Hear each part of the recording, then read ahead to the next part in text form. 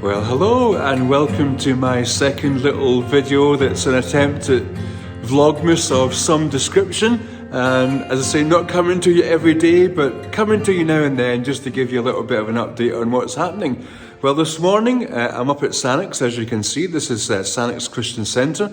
It's my other job on the island here. I run this little retreat centre, and I thought I would just show you around. I did show you around in one of my very early episodes, but some of you are quite new here and you won't necessarily have seen around the centre, so I just thought I would show you around today. I'm here on my own today. I do have another couple of members of staff, but they're both off site today.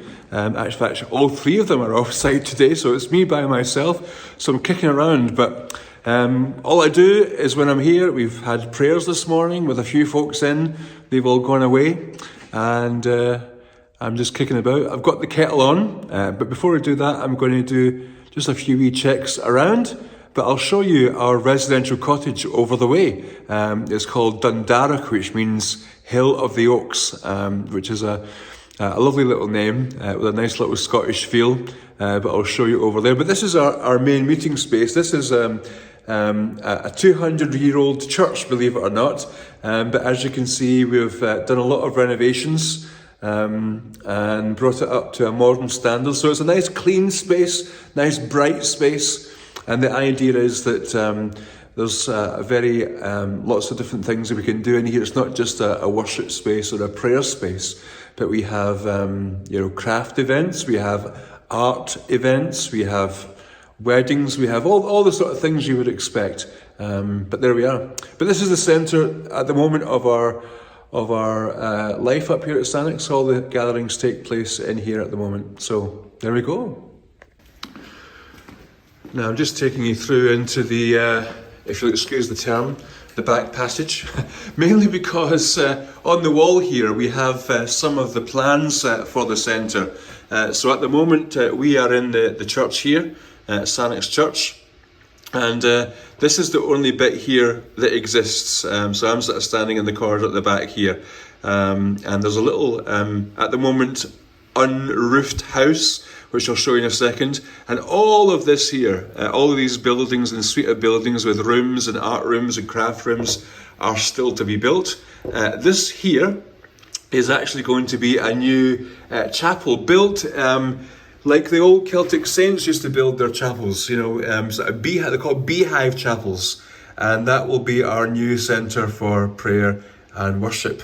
So we now have the funding for that. We've just received around £500,000 Great British pounds to carry on with that, and so we're looking to start building that next year. But one of our other things that we hope to do, I'll take you through the window here. As you can see, it's a nice grey, murky winter's day here in Sannox. This little house here on the back of the church, so you can see the reflection of the window and stuff. I can't do anything that will help you with that at all. But this little cottage here is built on the back of the church, and that's one of our next places of renovation. So yeah, that's the manse. It's all over here. It meets up with the church at the end here, and that's where the kitchen is, where the kettle is currently boiling. But taking you back through the little chapel space here, and just take you outside. As you can see, it's fairly cold and grey outside today. We've got a fair wind blowing. This is a little vestibule, and on the walls here all around we've got some panels that tell of the 200-year history of this little chapel. We've got the original baptismal font there, and over here on the desk we've got the old communion table for the church, and a very old Bible, and even a communion cup which is made of pewter. So these were things that were left over from the church that was here before. And take you out the front. I say it's quite windy today, so you may find a little bit of interference with the old wind blowing down the microphone. But this building here is our cottage that I was referring to earlier. This is Albanach. This originally was the stables for Sannox, with the house being at the end of the church there. You see, that's what I was showing you from the inside. It's not got a roof at the moment. But this was the stables, but latterly it was a sort of bunk house for youth, people and climbers and all sorts. But we have now transformed it into a very nice cottage. And we are nestled in just a beautiful spot. You might be able to see the mountain range that goes around behind the cottage as well over there. That's Glen Sannox. And then we've got some nice land around here. And you'll see, hopefully you'll be able to see where there's a cross in the ground there. That marks the centre of the new development.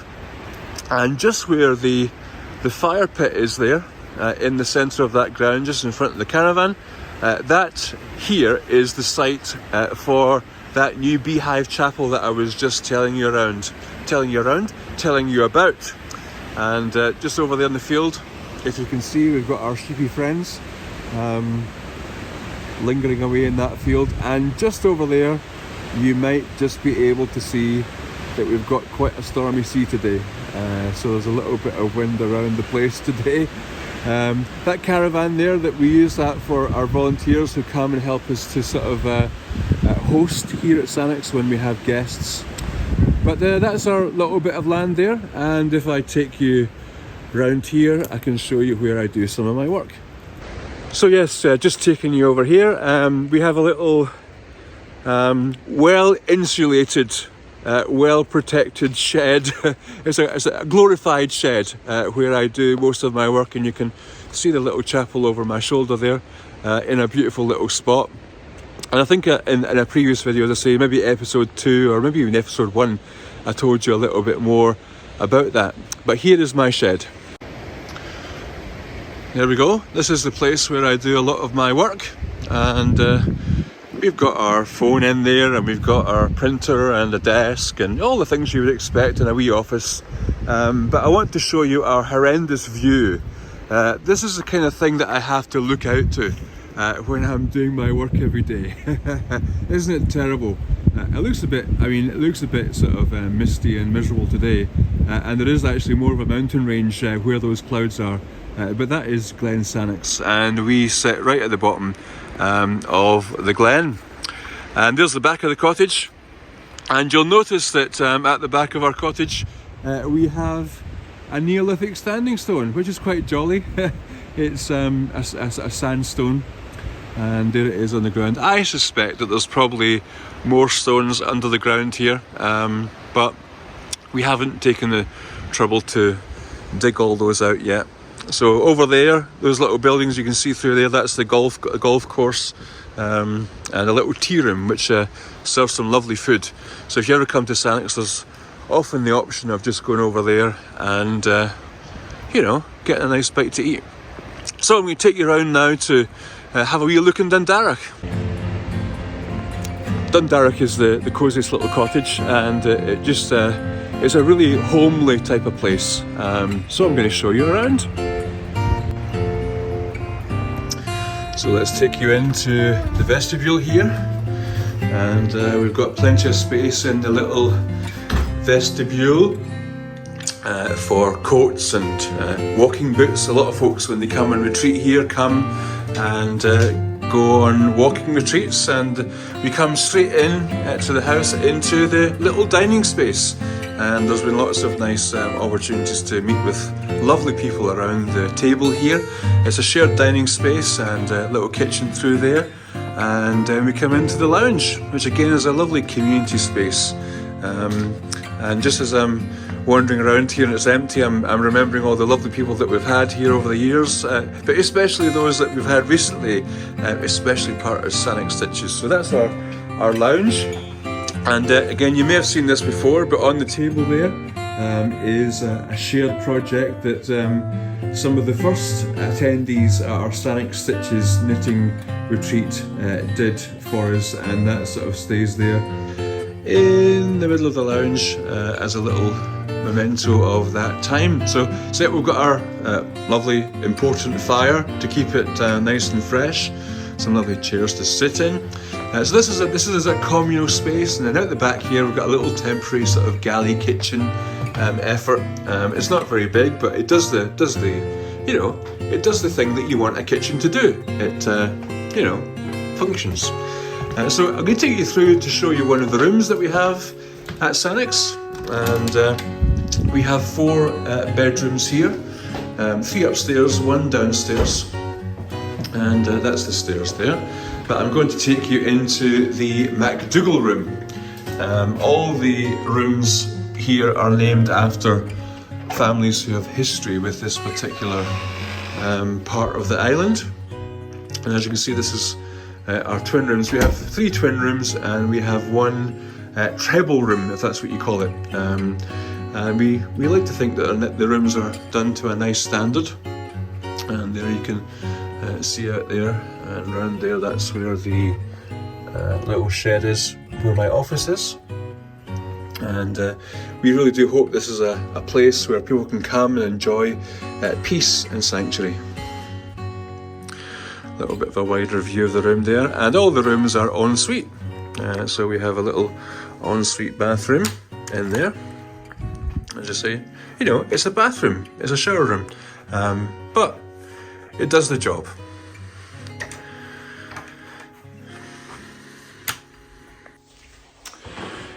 It's a great privilege to be working here at Sannox.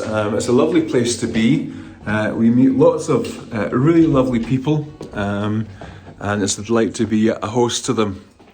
And really the aim of this place is to be a place of rest and restoration, but we're also a place of prayer and of worship. Prayers for all sorts of things happen in this place, and but in the winter it gets quiet, so it's often a little bit of just sort of doing the regular stuff that has to be done.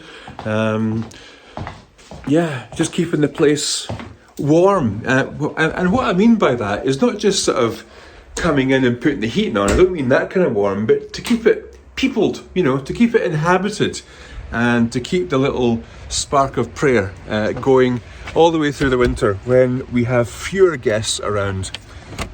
We do enjoy the quieter time for a bit of space and refreshment for ourselves as a little team. Just putting the key away there. But that's countered when the summer comes, when we're busy and having lots of people around. So I'm up at Sannox today, and then later on this afternoon I'm going down to Brodick, which is our main village, and there we have a lunch for the community. I probably won't be able to film much of that for you, but I should be able to catch up with you a little bit later. Hello everyone, it's 4:50 p.m. in the evening, and as you can see, it's pitch black, but I am home after a busy day. First of all, a little snooze, and then the rest of the evening.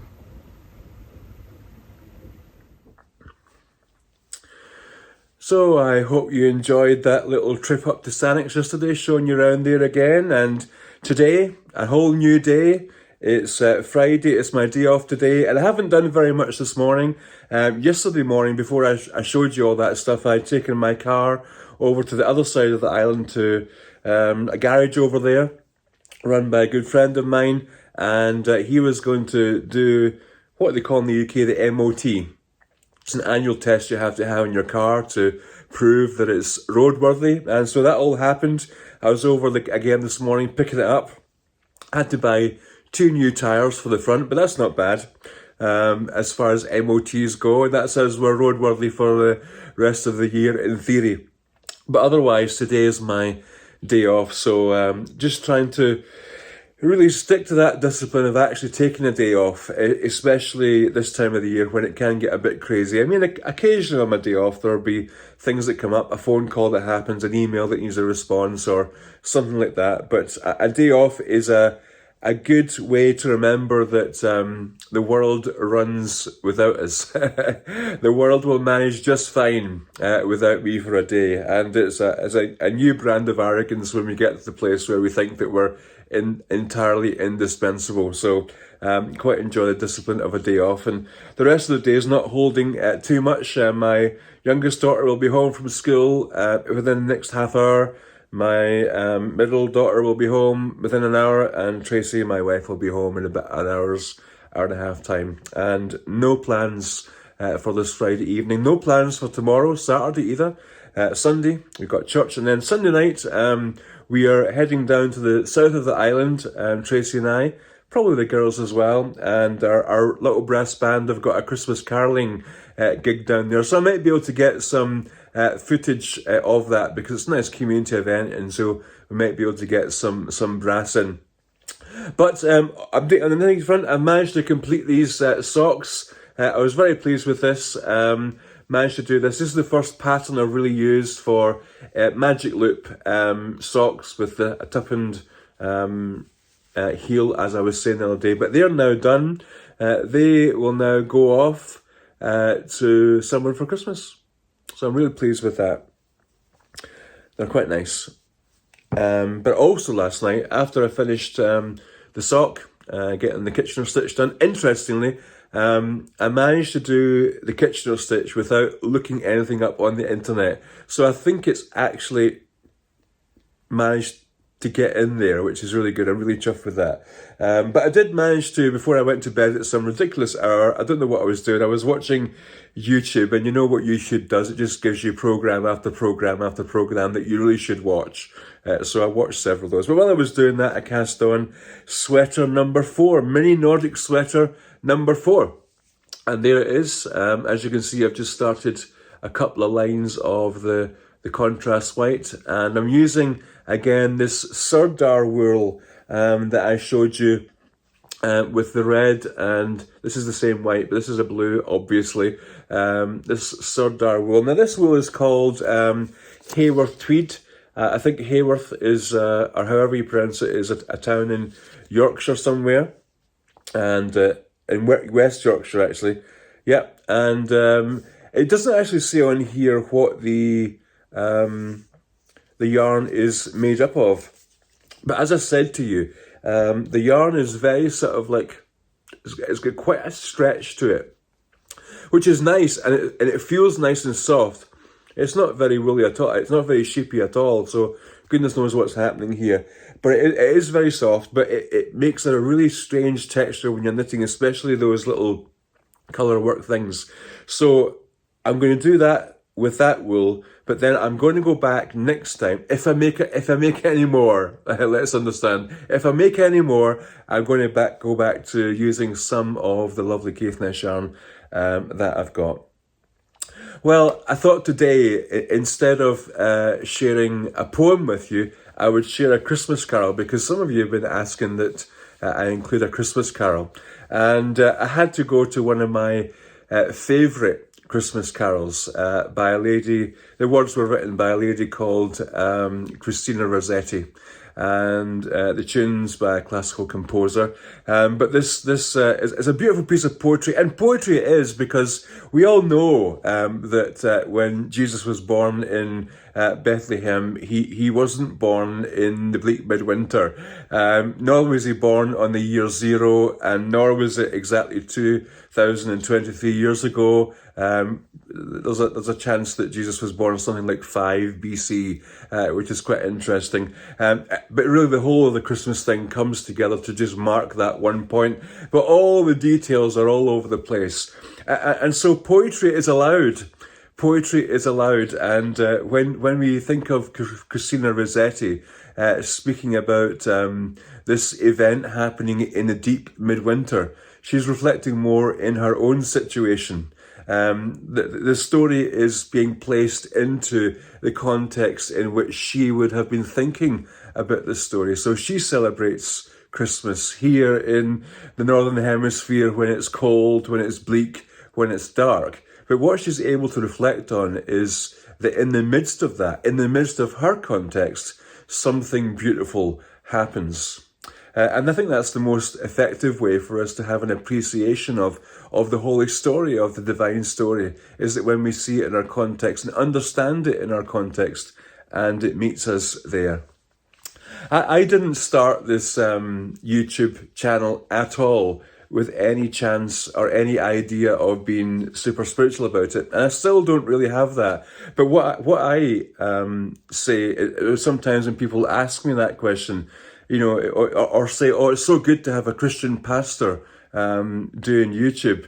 I didn't really start it like that because who I am and some of the things of what I do, they're all integrated for me. So to separate out different things would actually make it, quite disingenuous. So for me, coming into Advent, talking about the knitting, talking about life, and then talking about my own reflections as we move through towards Christmas, it's all joined up. I'm not separate in those ways. So it's my context. It's where the story makes sense in my context. I hope that wherever you are and whatever your thoughts are, whatever your reflections are, that you're in that place of continuing to grow into your understanding of the world around you, your own spiritual ideas, your own thoughts, and where, if anywhere, God is in all that. But it's a delight for me to share some of my perspectives and some of my stories and some of my life experience. And one of the ways that I love to do that is to sing. And so I want to sing for you today as we just close this video, that beautiful song by Christina Rossetti, In the Bleak Midwinter.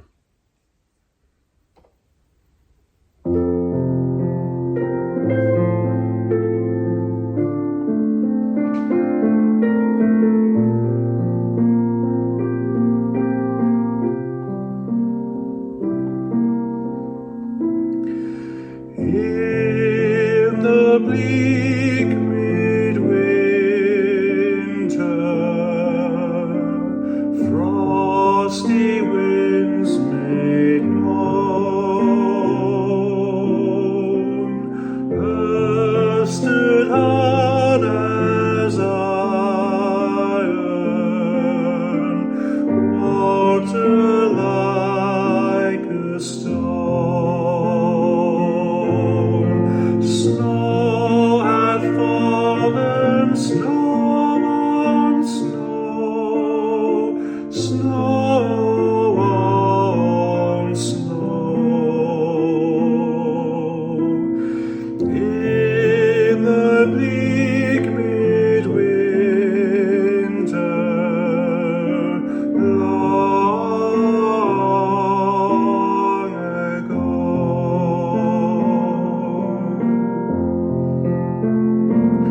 Our God, heaven cannot hold him, nor us sustain.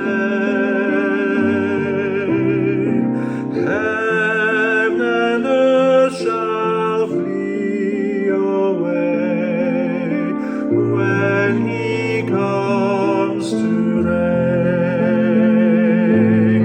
In the bleak midwinter, a stable place afar,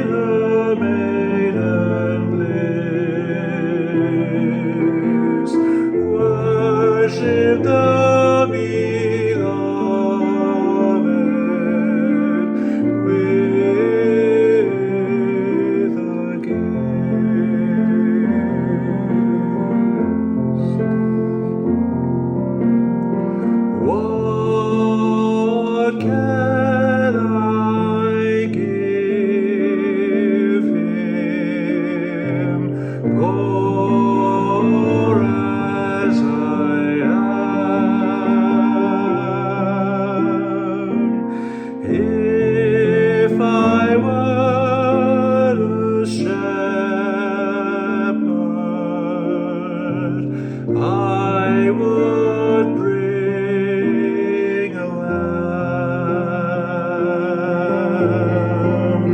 If I were a wise man, I would do my part. Yet what I can, I give him. Give my heart. Yet what can